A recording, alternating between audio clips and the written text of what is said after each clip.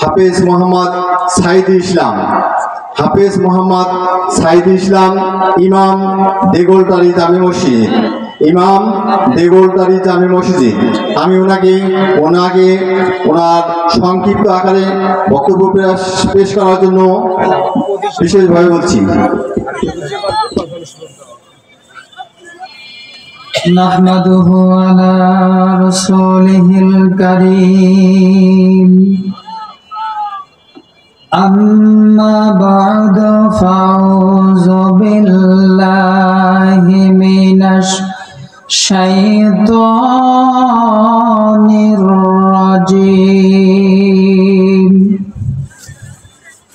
বিসমিল্লাহির রাহমানির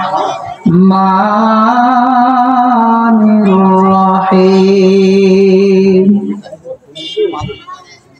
ইয়া আইয়ুহাল্লাযীনা আমানু দুখুলু ফিস-সিলমি কাফা ওয়ালা তাত্তাবিউ খুতুওয়াতিশ শাইতান ইন্নাহু লাকুম আদুউম মুবিন। সাদাকতা ইয়া রব্বানা। কার লাগিয়া কান্দরে মন, কার লাগিয়া হাসো, যে তোমারে করল সেজন তারে ভুলে আসো। এই পৃথিবীর মালিক যিনি, জপ তারে নিষেধনীয়। ওরে যার হাতে মরণ সবার, যার হাতে মরণ সবার, তার দয়াতে বাসো। কার লাগিয়া কান্দ মানুষ, কার লাগিয়া হাসো।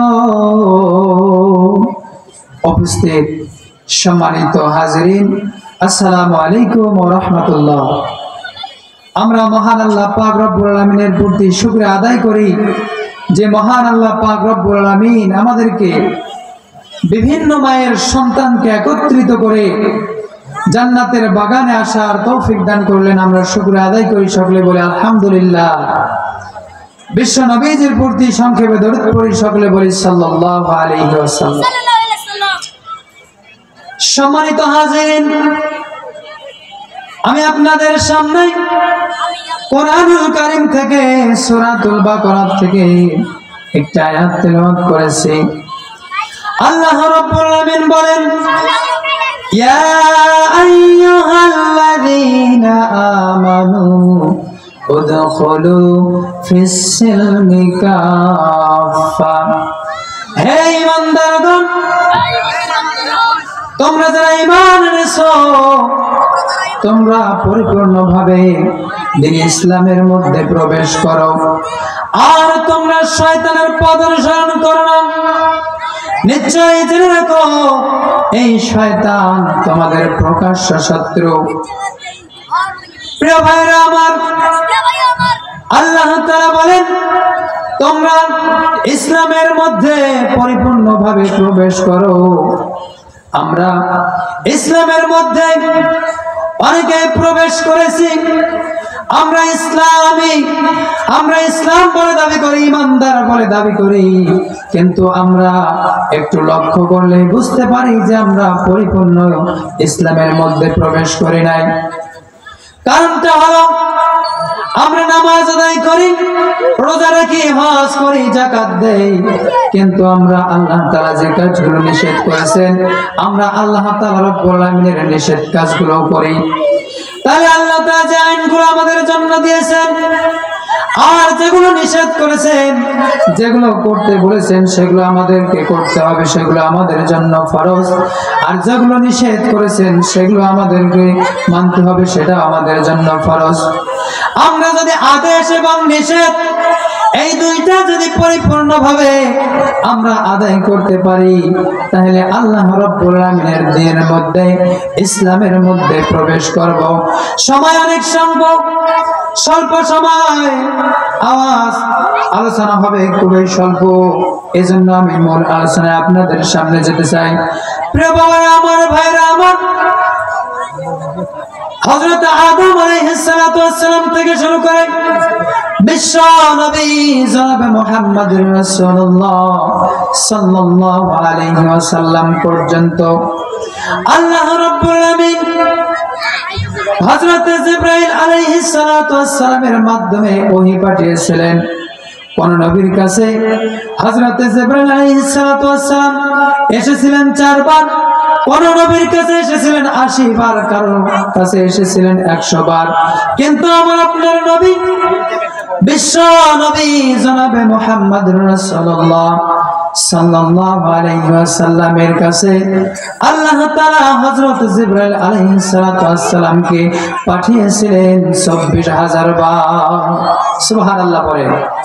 বিশ্ব নবীর কাছে হযরত জিবরাইল আলাইহিস সালাতু ওয়াস সালাম 24000 বার এসেছিলেন। একদিন আল্লাহর নবী, বিশ্ব নবী মুহাম্মদুর রাসূলুল্লাহ সাল্লাল্লাহু আলাইহি ওয়াসাল্লাম ডাক দিয়ে বলেন, ও ভাই জিবরাইল, তুমি আমার কাছে অসংখ্যবার এসেছিলে আমার জীবদ্দশায়।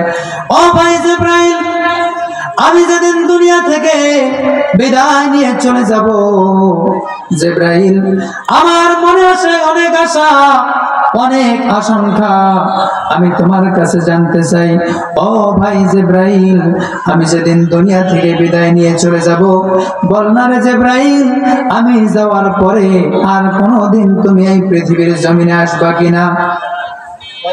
হযরত জিবরাইল আলাইহিস সালাম ডাক দিয়ে বলেন, ইয়া রাসূলুল্লাহ, আমি তো বলতে পারি না, তবে আল্লাহকে জিজ্ঞাসা করতে হবে, আল্লাহর কাছে জেনে আমি আপনাকে জানাবো।